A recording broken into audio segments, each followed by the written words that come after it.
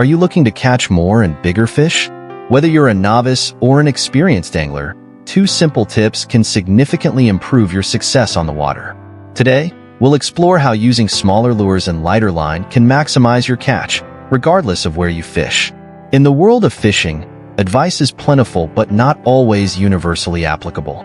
Many traditional tips are outdated or too specific to certain regions or species.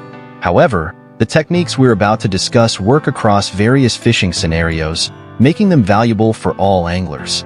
Let's start with our first tip, using smaller lures. You may have heard the saying big bait, big fish. While this can be true when fish are aggressive, it's not always the case. In fact, smaller lures are often more effective for catching both more fish and bigger fish.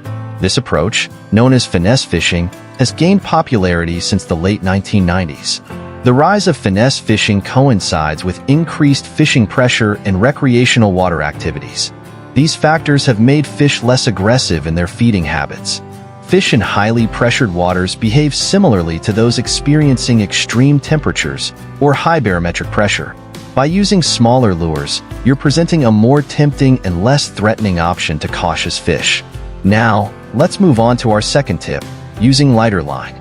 Many anglers believe lighter line is only necessary for casting smaller lures, but its benefits go far beyond that. Lighter line, especially fluorocarbon, is less visible to fish. It's also more supple, allowing for a more natural presentation of your lure or bait.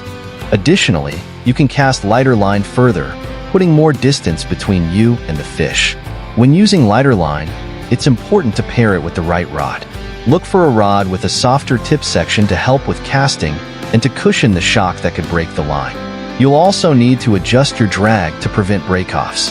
While this can be challenging when fishing in heavy current or structure, remember, you can't catch a fish if it doesn't bite in the first place.